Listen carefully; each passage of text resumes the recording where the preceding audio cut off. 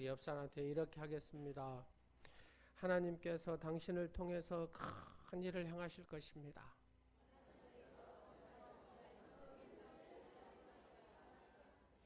자, 손을 가슴에다 딱 대놓고 하나님께서 너를 크게 쓸 거야. 자기한테 하는 거예요. 자기한테. 시작. 아멘. 스스로 희망을 주는 자에게 그 희망이 현실로 나타나게 되는 줄로 믿으시기 바랍니다. 그만큼 우리의 마음이 그만큼 중요하다 그 말입니다. 세계 석학인 이 마음을 움직이는 사람에 대한 얘기 가운데 스스로 늘 희망을 주는 사람은 정말로 그렇게 되더랍니다. 여러분을 가장 영향을 많이 끼치는 것이 뭐라고요? 여러분 스스로다 그 말입니다. 여러분 스스로 마음속에 늘 희망을 불어넣기를 간절히 원합니다. 여러분 심장이 왼쪽에 있대요? 오른쪽에 있대요? 예? 왼쪽에 있어요? 확실합니까? 네, 왼쪽에 있대요. 네. 심장이 왼쪽 가슴에 있답니다.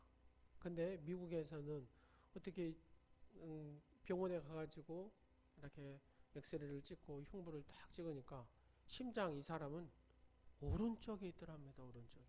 있을 곳에 안 있고 엉뚱한 데 있는 것이죠. 그래서 이 심장하고는 어디하고 가깝냐면 이 명치하고 가깝다 그러네요. 그래서 위경련이 일어나고 뭐 위가 아프고 뭐 이러면은 심장에 이상이 있음을 한번 체크를 해봐야 된대요. 자, 마음도 마찬가지입니다. 내 마음이 있을 곳에 있는가 아니면 딴 데 있는가? 여러분 있을 곳에 여러분 마음이 있습니까? 어떻게 아멘이 딱 두 사람만 하네. 그럼 여러분 마음은 딴 데 있습니까? 오늘 한번 여러분의 마음이 있을 곳에 있는가 한번 여러분 점검해 보시기 바랍니다. 구약에 보면 다니엘서를 보면은 이 딴 데 마음을 두고 산 사람 두 사람이 있어요. 이 딴 데 마음을 둔 사람이 하나님의 심판을 받는 얘기입니다. 다니엘서를 보면은 누가 나오냐면 느부갓네살 왕하고 벨사살이라는 왕이 나옵니다. 느부갓네살 왕은 바벨론을 이끄는 왕이고 또 세계를 정복한 사람이잖아요. 또 어디도요? 남유다도 정복한 사람입니다. 근데 이 느부갓네살은 이 상대방의 나라를 정복을 하면은 씨를 말려버립니다. 다 막 죽여버리고 또 지혜 있는 사람들은 다 잡아가서 자기 나라 일꾼으로 삼고 그 다음에 그 땅들을 막 항폐하고 다 가져가 버리고 이렇습니다. 그래서 에레미야나 이렇게 에스겔을 보면은 남유다를 어떻게 해요? 황폐라는 단어가 많이 나오죠. 근데 이렇게 남유다뿐만 아니라 각각의 뭐 나라들을 모압이나 암몬이나 다 이 정복을 했습니다. 느부갓네살이. 근데 이 느부갓네살이 이제 마음이 딴 곳에 있는 거예요. 교만한 마음이 그 속에 들어간 거죠. 그래서 자기가 신이고 자기 외에는 없다 할 정도로 그런 교만을 가졌습니다. 자, 저를 한 번만 보실래요? 여러분 앞에가 아주 안창살 고기가 맛있는 것이 쫙 있어요. 근데 전혀 이것이 먹고 싶지가 않습니다. 뭐만 보면 먹고 싶냐면 풀만 보면 막 먹고 싶은 거예요. 풀만. 그러니까 느부갓네살이 그랬어요. 보니까 세상에 진미는 다 있는데 그것이 입맛이 와야 안 와요. 입맛이 안 오는 거예요. 뭘만 보면요. 밖에 있는 풀만 보면 막 입맛이 돋아가지고 풀만 먹고 몇 년을 살았냐면 7년 동안 살았습니다. 소처럼. 마음이 어느 곳에 있으니까요? 있을 곳에 안 있고 딴 곳에 있으니까. 교만한 마음이 그를 지배하니까 하나님께서 심판을 하셔가지고 풀만 먹었다고 생각해요. 여러분 7년 동안 풀만 먹었어요. 하나님이 회복하시기 전까지. 여러분한테 그런 일이 있다고 생각해 보세요.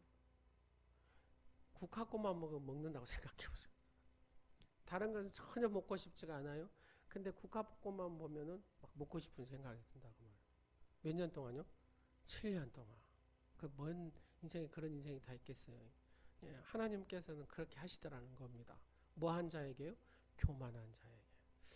또 벨사살이라는 왕이 있었습니다. 벨사살. 이 벨사살은 하나님의 성전 기물을 가지고 너 한 잔, 나 한 잔 하자 하고 술 마시고 막 별짓을 다 했죠. 근데 이 벨사살은 어때요? 죽임을 당하였다. 이렇게 성경에 나옵니다. 그러니까 교만한 자는 결국 어떻게 된다고요? 죽임을 당하게 되더라는 겁니다. 자, 오늘날 우리들은 우리의 마음이 정말로 마땅히 있어야 할 곳에 있는지 오늘 여러분 스스로를 점검해 보시기 바랍니다. 나는 매일 하나님을 의지하고 있는가? 그렇죠. 하나님 의지하는 사람은 이 마음이 어디에 있어요? 있을 곳에 있다 그 말입니다. 우리가 소유하는 모든 것과 자신의 존재가 주님의 자비와 은혜로 말미암는 것인가를 늘 이렇게 고백하며 살고 있는가?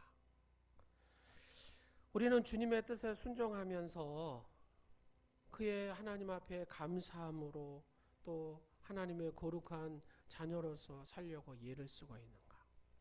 지금 제가 세 가지 말씀을 드렸는데 여러분 마음이 있는 사람은 여러분의 마음이 지금 있을 곳에 있다 그 말입니다. 근데 내 안에 이런 마음이 없으면 지금 내 마음이 있을 곳에 있는 것이 아니라 이 마음이 어디가 있어요? 세상에 있다고. 세상에 있어요. 세상. 그래서 세상에 취해서 살게 되고 결국 그 사람은 하나님이 없는 삶을 살게 되는 것이죠. 여러분 한번 생각해 보십시오. 늘 나는 하나님을 의지하고 하나님이 없으면 내가 살 수 없습니다. 하나님의 은혜가 없으면 살 수 없습니다. 이런 고백을 하고 그렇게 살아가고 있는가? 그런 마음이 있는 사람은 바로 그런 마음이 여러분의 있을 곳에 있는 줄로 믿으시기 바랍니다. 여러분은 지금 그 어떤 마음을 가지고 사십니까? 이태리에 그 지오바니 빠핀이라는 사람이 있는데 이 사람이 뭔 말을 했냐면요. 오늘날 세계 문제는 인간이 문제고 인간의 문제에서 인간의 마음이 문제다. 이런 말을 썼어요. 그러니까 우리가 이 세상의 문제는 누가 문제라고요? 인간이 문제, 인간이. 인간이 선하면은 환경도 다 선하게 바뀌어요. 근데 인간이 악하면은요, 그 환경도 다 악하게 바뀐다고 합니다. 그래서 인간이 문제인데 그 인간의 마음이 진짜 문제라는 거예요. 그 마음이 선한 마음이냐 악한 마음이냐에 따라서 그 땅들도 싹 바뀌어버립니다. 땅들도. 농사짓는 땅 있잖아요. 그 땅들도 선한 사람이 하는 거하고 악한 사람이 하는 거하고는 이 땅 이 자체가 바뀌어버린다는 겁니다. 그래서 성경은 마음이 중요하다고 이야기합니다. 오늘 본문 말씀 23절 말씀에 보면은 뭐다 그래요? 그냥 모든 지킬 만한 것 중에 그러잖아요. 모든 지킬 만한 것 중에 더욱 내 마음을 지키라. 생명의 근원이 이에서 남이니라. 아멘. 내 마음을 지키라. 그렇게. 여러분 봐보세요. 내가 마음을 지키지 못한 사람이 생명을 잃어야 안 잃어요? 생명을 잃잖아요. 그러잖아요. 우울한 마음이 내 안에 탁 들면 그 우울한 마음을 지키지 못하면 어떻게 돼요? 생명을 놔버리잖아요. 그렇습니다. 여러분 마음이 그만큼 중요하다 그 말입니다. 여러분 운동선수들도 마음이 그렇게 중요합니다. 여러분 야구 선수를 한번 보십시오. 잘한 사람하고 조금 못한 사람의 차이가 뭐냐면 거의 차이가 없대요. 실력으로는. 근데 핵심은 어디에 있어요? 그렇죠. 멘탈, 이 정신, 이 마음에 있다는 겁니다. 마음이 건강한 사람. 그러니까 여러분 운동선수에게 누가 항상 붙여있냐면은 이 몸을 막 만드는 트레이너도 있지만 마음의 코치한 사람이 있답니다. 마음의 코치. 그래서 이 마음의 코치를 잘 받은 사람은 운동도 결과가 좋대요. 보면. 그러니까 마지막 찬스를 잘 살리고 그 다음에 야구를 할 때도 보면은 잘 때리고 뭐 결정적인 그 순간에 잘한 사람이 뭐냐면 마음, 다른 말로 요즘 멘탈이 좋은 사람이에요. 그러니까 이 코치를 잘 받은 거죠. 여러분 박태환 선수 보면은 그렇게 잘했다가 또 못했다가 또 요즘에 또 잘하잖아요. 나이를 먹어서도 잘해요. 왜요? 마음의 코치를 잘 받아서 그렇답니다. 그래서 세계 선수권 또 금메달 따고 막 그러잖아요. 그러니까 그 운동 선수에게도 그 마음이 그만큼 중요하다라는 얘기죠. 그래서 그 마음을 잘 다스리는 사람은 그 마음을 잘 지키는 사람은 그의 삶 자체가 어째요? 다르다는 얘기입니다. 사랑하는 여러분, 여러분 가운데 이 마음을 잘 지키는 자가 되시기를 간절히 원합니다. 그래서 오늘 본문에도 마음을 지켜라 이렇게 말씀합니다. 우리의 몸에 있어서 이 심장이 왜 중요합니까? 생명의 중심이고 바로 셈이기 때문에 그렇습니다. 바로 심장으로부터 피가 나와서 온 몸으로 싹 이렇게 순환하면서 건강해지고 그 다음에 질병 가운데서 이길 수가 있는 것이죠. 근데 이 심장에 문제가 생기면 아픔이 생기죠. 근데 마음도 마찬가지입니다. 영적인 세계도 마찬가지라는 얘기입니다. 우리의 마음속에 불경건이라는 놈이 딱 들어있고 교만이라는 놈이 들어있고 탐욕이라는 놈이 들어있고 악독이 들어오고 정욕, 더러운 정욕이 내 안에 가득 차면 우리의 삶은 결국에 오염돼서 쓸모가 없는 마음이 된다는 겁니다. 그러므로 우리의 이 셈을 더러운 것으로 오염되지 않도록 늘 지키는 삶을 살아야 될 줄로 믿으시기 바랍니다. 한 사람의 인격은 그 사람의 어디에 달려 있어요? 마음에 달려 있잖아요. 마음에. 만일 그 사람이 하나님을 향하여 이렇게 딱 그 향하는 것이 죽어 있다면 이 사람은 모든 것이 죽은 사람하고 똑같다 그 말입니다. 그러나 하나님 앞에 늘 향하고 하나님의 거룩한 뜻에 따라서 옳은 일에 하나님의 순종하며 따라간 사람은 모든 것이 옳은 일로 그 결과가 나타나는 줄로 믿으시기 바랍니다. 여러분 시계 태압 알잖아요. 시계 태압이 그 시계가 톱니바퀴에 딱 이렇게 거쳐서 모든 부품을 막 이렇게 움직이잖아요. 작동하듯이 잠언 23장 7절 말씀에 사람도 그렇다는 겁니다. 그 마음의 생각이 어떠하면 그 위인도 그러한즉 그가 내게 먹고 마시라 할지라도 그 마음은 너와 함께 마시지 아니하미로다. 그러니까 그 마음의 생각이 어떠하면 그 위인도 그러한다. 사랑하는 여러분, 그래서 베드로 사도는 우리에게 뭐라고 하냐면 이 마음에 숨은 사람이 있다라고 얘기합니다. 여러분 마음에 뭐가 있어요? 숨은 사람. 좋은 마음이 있고 어째요? 악한 마음이 있어요. 그렇잖아요. 이 마음에는 숨은 사람이 있어요. 그래서 이 마음, 우리의 영혼을 지키라는 겁니다. 보호하라는 겁니다. 수비하라는 겁니다. 하나님께서 우리에게 부여하신 대사명인 줄로 믿으시기 바랍니다. 그것을 가능케 하시는 분이 하나님이시지만 우리에게 그 마음을 지킬 바로 우리가 의지가 필요하다 그 말입니다. 내가 이 마음을 지키기 위해서 애쓰고 힘쓰는 그런 마음이 필요하다라는 얘기죠. 어떤 조건 하에서도 마음을 지키고 바르게 관리할 수 있는 일은 바로 기독교인의 생활에서 가장 중요한 일이다 그 말입니다. 마음을 바르게 보존한다는 것은 이미 그 마음이 바르게 되어 있다는 것을 말하고 있는 것이죠. 그러면 마음을 지킨다는 것이 뭐냐? 구체적으로 우리가 한번 살펴보면 마음을 지킨다는 것은 첫 번째는 뭐냐면 하나님께 반대되는 것으로부터 내가 어째요? 하나님이 이걸 싫어하신다 그 말입니다. 그러면 나는 어째요? 그 하나님이 싫어하는 것에는 가야 돼요? 안 가야 돼요? 안 가야 돼요. 그렇죠? 하나님 반대되는 것으로부터 떠나려고 항상 노력하는 성도가 되어야 될 줄로 믿습니다. 요한일서 5장 21절에 뭐라고 하냐면 자녀들아 너희 자신을 지켜 어디에서요? 우상에게서 멀리하라. 우상에 가까이 하면 그곳이 곧 어째요? 사망의 길이다 그 말입니다. 하나님은 어떤 하나님이라고 그래요? 질투하시는 하나님이시라고 합니다. 경쟁자를 허용하시지 않으신 하나님. 그분은 우리의 마음에 여기에 이렇게 왕의 자리로 이렇게 앉아 계시기를 요구하신다고 말입니다. 우리로부터 최고의 사랑을 받으시기를 원하시는 분이 제가 믿는 하나님, 여러분이 믿는 하나님이신 줄로 믿으시기 바랍니다. 진심으로 한번 고백해 보실래요? 하나님 사랑합니다. 시작. 그렇습니다. 만일 우리의 마음이 세상 어떤 것에 흠뻑 젖어들면 하나님께서 어째요? 슬퍼하신다 그 말입니다. 하나님은 그에 대항하여서 싸우시는 하나님이시다 그 말입니다.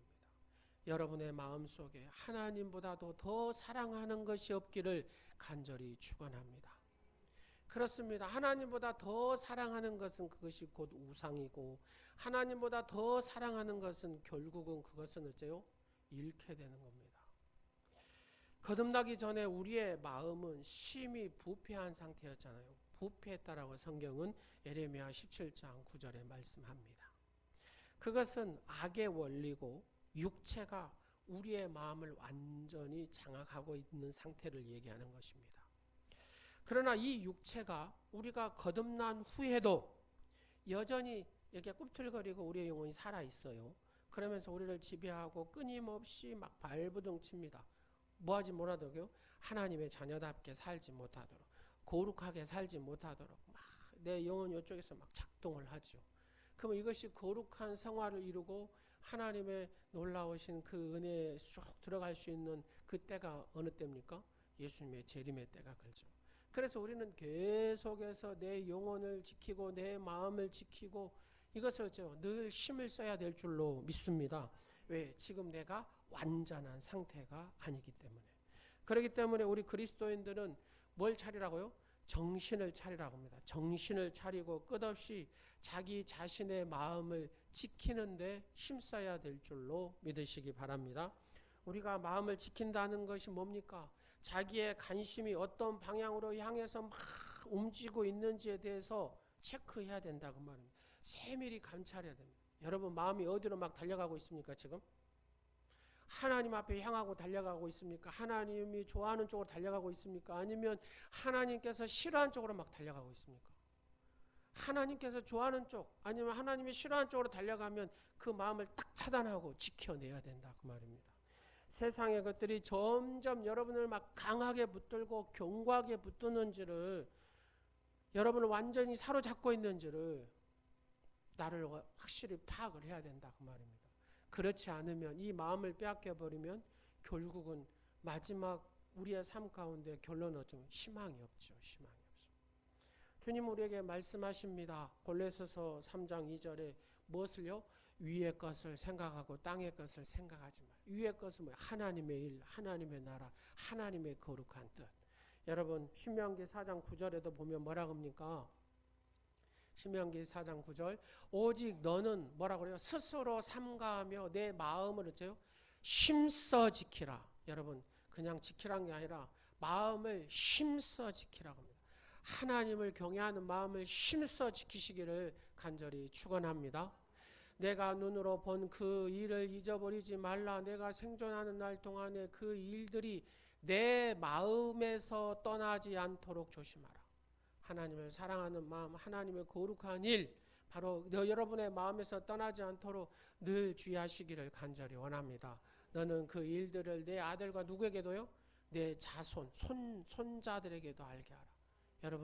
여러분뿐만 아니라 여러분의 자녀에게도, 여러분의 자손에게도 늘 하나님을 경외하고 하나님의 일을 생각하고 하나님의 이 마음을 탁 지키도록 그렇게 훈련하라는 겁니다. 그렇게 명령하라는 겁니다. 그렇게 교육하라는 겁니다.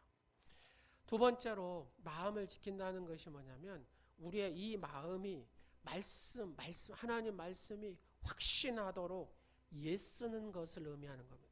여러분 말씀 막 붙들려고 예써야 된다고 말해요. 예쓰지 않으면은 여러분 말씀 붙들 수 있습니까? 그럴 수 없습니다. 막 말씀 붙들려고 예를 써야 됩니다. 막 붙들려고 예를 써야 됩니다. 자, 옆 사람 한번 보실래요? 이 한 사람을 잡으려면 뭐 해야 돼요? 예를 써야 돼. 예를 써야 돼. 뭣도 하고요. 예, 사랑한다고도 하고 맛있는 것도 사주고 막 예를 써야 돼요. 예를 써야 돼. 그래야 이 사람을 잡을 수가 있습니다. 하나님 말씀도 그렇습니다. 내가 이 말씀을 듣고 필사하고 또 이 말씀을 공부하고 막 말씀을 잡으려고 예를 써야 돼요. 그리고 이 말씀이 내 안에 체득되어서 이 말씀이 내 안에서 움직이고 다스리고 막 이렇게 이끌어갈 수 있도록 그 말씀을 붙잡아야 될 줄로 믿습니다. 근데 많은 성도들이 이 말씀을 붙들어요, 안 붙들어요? 건성으로 붙들죠. 마음판에 새기지를 않는다고 말입니다. 그래서 잠언 3장 1절에서 6절 이 말씀을 한번 보세요. 왜 우리가 말씀을 붙들어야 되는가? 시작. 내 아들아 나의 법을 잊어버리지 말고 내 마음으로 나의 명령을 지키라. 그리하면입니다. 그리하면 시작. 내가 장수하여. 그렇습니다. 말씀을 지키면 장수의 복을 받고 시작. 많은 해를 누리게 하며 그 다음에 평강의 복을 받고 싶습니까? 말씀을 붙드십시오. 그 다음에 인자와 진리가 내게서 떠나지 말게 하고 그것을 내 목에 매여 내 말씀을 마음판에 새기라 그 말입니다. 자, 그리하면 뭔 복을 줘요? 시작. 내가 하나님과 사람 앞에서 뭘요? 은총과 귀중히 여김을, 여러분 하나님 말씀을 붙드는 자가 되십시오. 그러면 하나님의 은총이 평생에 들리게 할 것이고 여러분을 귀중하게 여기게 되는 줄로 믿으시기 바랍니다. 너는 마음을 다하여 여호와를 신뢰하고 내 명철을 의지하지 말라. 그 다음에 너는 범사에 그를 인정하라. 그리하면 여러분의 길을 하나님께서 책임지신다고 말씀하십니다. 하나님 말씀을 확신하여 붙드는 자가 되시기를 간절히 원합니다. 다니엘 간증자들이 다 나온 한결같은 얘기가 뭐예요? 하나님 말씀을 막 붙들려고 예를 썼다고 말. 그랬더니 하나님께서 은혜를 베푸셨다라고 말씀하시잖아요. 우리가 말씀을 마음판에 새기려면 먼저 말씀 듣기 전에 뭐 해야 됩니까? 기도해야 됩니다. 기도해. 자, 30분 전에 교회 나오신 분들은 뭐 합니까? 기도해요. 10분 전에 나오신 분도 기도해요. 11시에 딱 오신 분도 기도가 안 돼요. 왜요? 예배가 들어가 버려서. 우리가 하나님 앞에 예배 드릴 때 준비된 마음이 필요하다.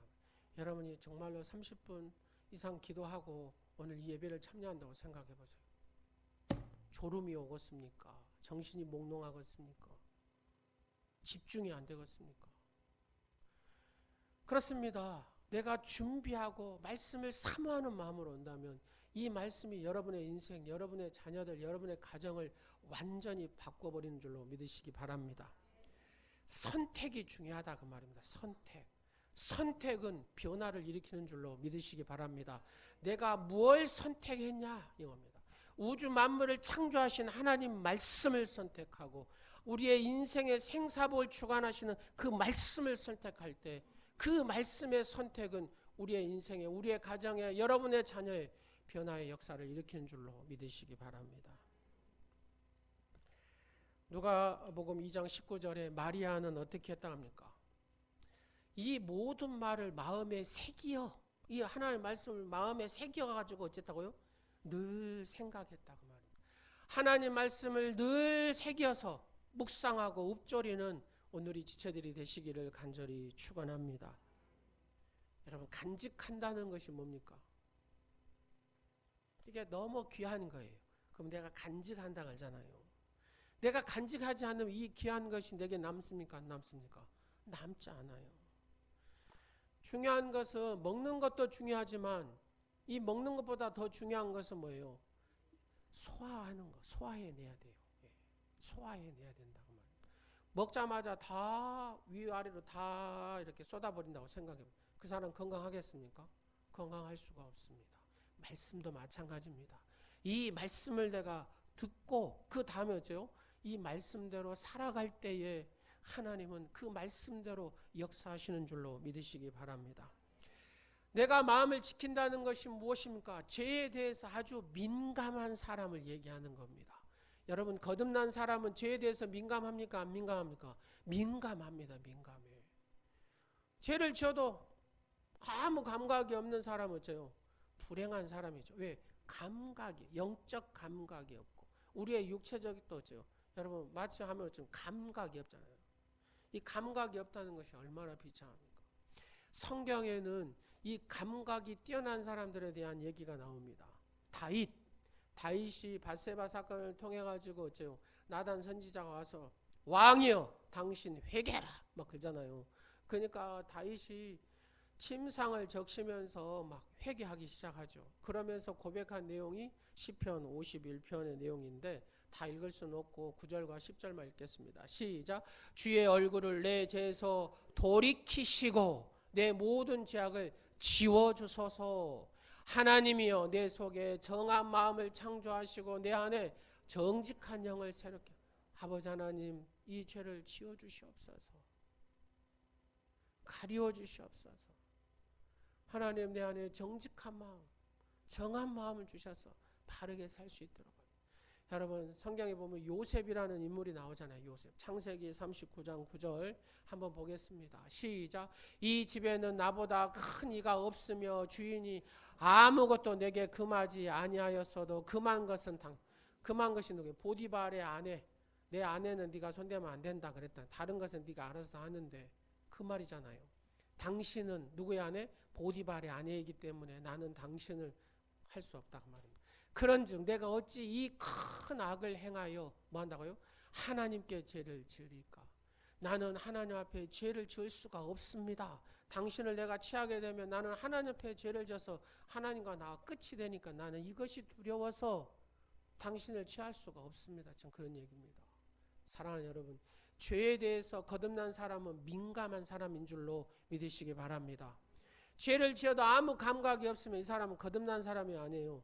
아닙니다. 미안하지만 이 사람은 그냥 교회 다닌 사람이에요.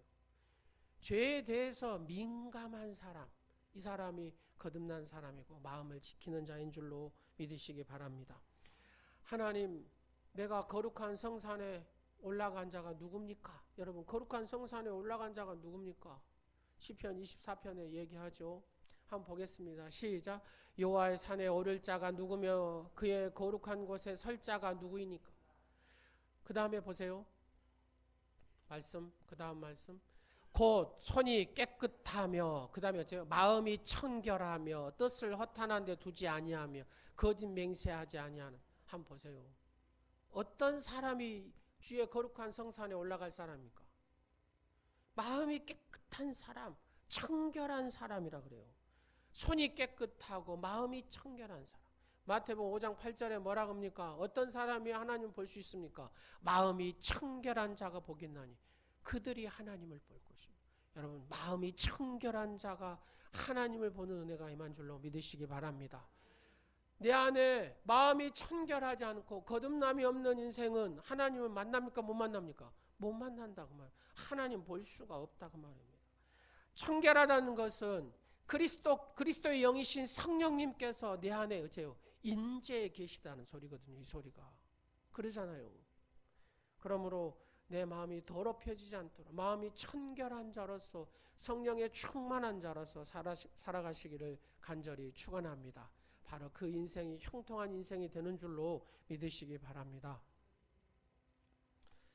요즘에 젊은 친구들은 조금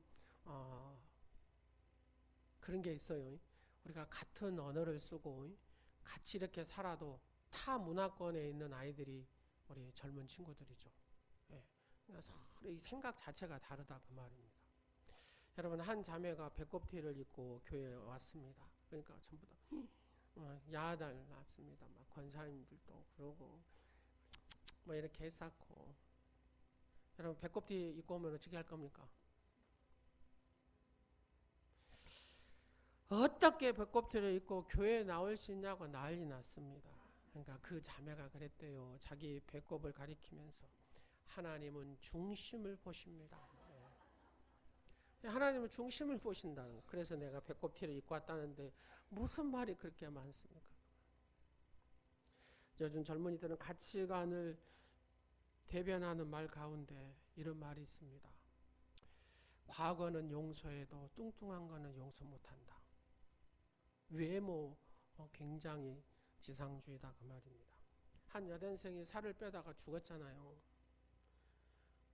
끝내 목숨을 잃었어요. 살 빼다가 거식증에 걸리고 막 이러잖아요. 요즘 보면 그야말로 막 육체와 전쟁을 합니다. 육체와 전쟁. 이처럼 외모에 매달리는 라이프 스타일을 가리켜서 연기하는 자아가 있다는 거예요. 연기하는 자. 요즘 젊은이들이 연기하는 자아를 가진 겁니다. 말 그대로 연기하는 자는 순전히 이런 매스컴, 인터넷 이런 걸 통해서 영상 매체들이 보여주는 시각적 이미지에서 탄생된다 그 말입니다.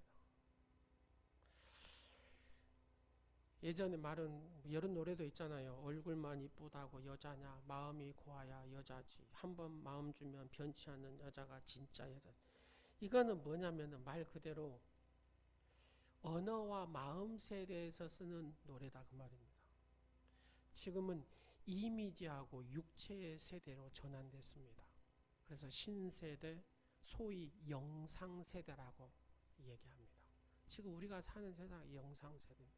여러분, 스마트폰에 어쩌요? 다 영상을 쉽게 볼 수 있잖아요. 그렇습니다. 이런 시대에 살아가고 우리가 있습니다. 그러면 우리는 어째요? 쉽게 이 영상을 통해서 우리 아이들이 어째요? 쉽게 죄를 짓게 되는 것이죠. 보여주는 육체의 세계를 통해서 쉽게 어째요? 죄를 짓게 되는 것입니다. 자, 이제 그 몸을 좀 관리를 해야 되겠다 싶어서 헬스를 좀 다녀요. 헬스를. 근데 이제 반절은 그래도 조금 기구에 힘을 비르기도 하고 하지만 또 반절은 이제 샤워만 하고 올 때도 있고 막 그렇습니다. 하여튼 출석을 열심히 해보려고 예를 쓰고 힘을 쓰죠. 근데 거기 가서 이제 만난 분들이 계세요. 여자분 한 분을 만났는데 여러분 얘기하면 아실 거예요. 근데 이제 인사를 하고 이렇게 하는데 몸매가 기가 막혀요. 기가 막혀. 20년을 했다. 20년. 근데 다 그 시간만 가면 그분을 만날 수가 있어요. 그 몸을 위해서 그렇게 예를 쓰는 거예요. 그러니까 건강하게 이렇게 사는 거예요. 또 남자분은 또 이 얘기를 하더라고요. 목사님, 교회 집사님인데 그분은 막 57세가 되는데 우락부락 그렇게 돼 있어요. 그래가지고 이제 제가 이렇게 올리는 거 하잖아요. 그것보다 뭐라고 합니까? 여하튼 올리는 거 하고 있으니까 내가 2개를 올리고 이렇게 해요. 거뜬합니다. 제가 거뜬합니다 하고 이렇게 올리고 있으니까 목사님 그 자세가 틀렸다고 그래요. 그래서 하나만 하십시오 그래요. 하나만 하는데 정식으로 제가 하는데요. 한 2개 올리고 3개째는 못 올리겠더라니까요. 2개도 거뜬히 올렸는데 하나만 해도 정식으로 하니까 못 올리겠어요. 제대로 배워서 하니까. 제가 무슨 얘기를 지금 드리려고 하냐면요. 신앙생활도 바르게 해야 된다는 겁니다. 그냥 자기 스타일대로 대충 하면 안 돼요. 여러분 이 헬스 하나도 자기 스타일 대충 하니까 저는 안 느는 거예요 이게. 예.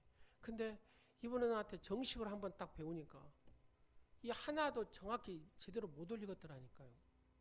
그렇게 하면 정말로 근육이 생기고 건강해진대요. 우리가 신앙생활도 정말로 제대로 말씀대로 제대로 해야 된다고 말입니다. 여러분 스타일대로 그냥 대충 신앙생활 하지 마세요. 우리에게 각각의 하나님이 또 직분을 주셨잖아요. 그죠? 직분을 다 주셨는데 그 직분을 내가 소홀히 하면 내게 복이 없어요.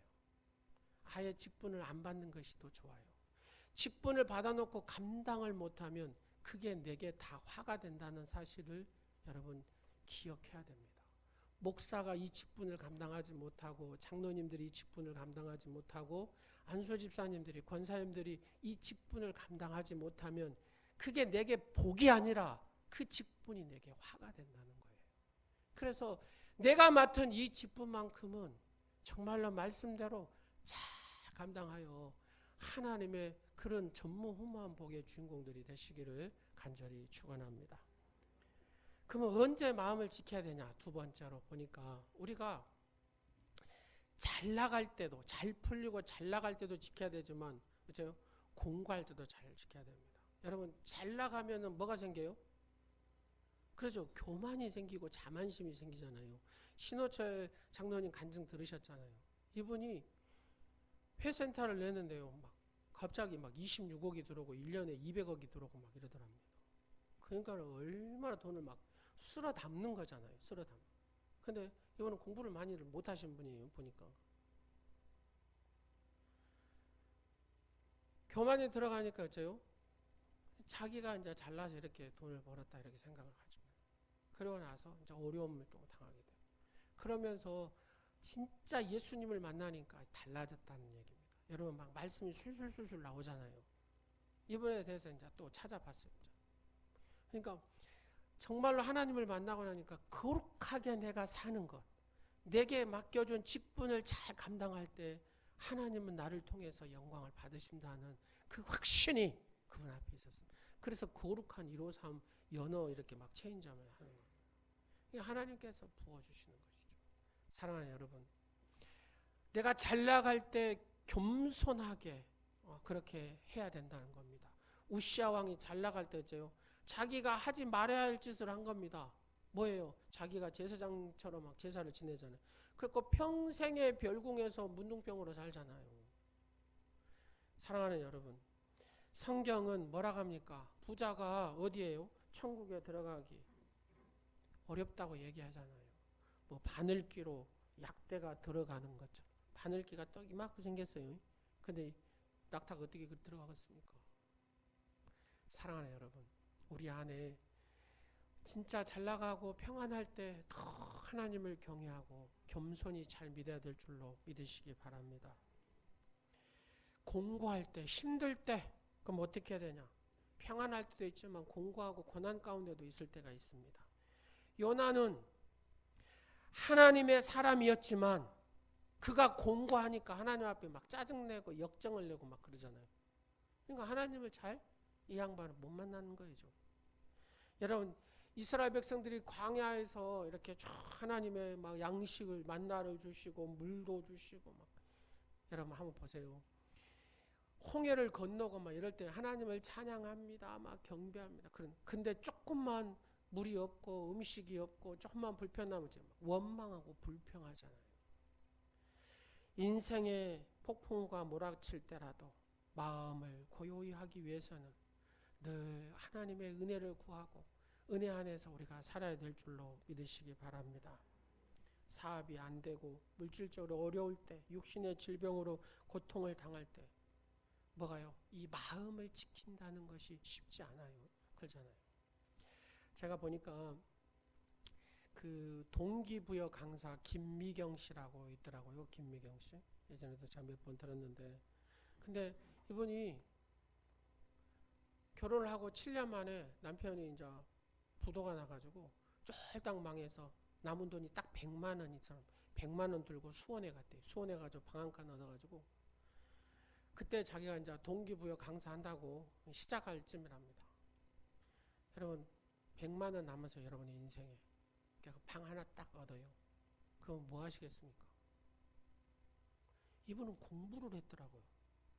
신문이란 신문은 다 찢어가지고 어려가지고 그걸 가지고 정리해서 동기부여에 대한 그런 것들을 막 썼어요.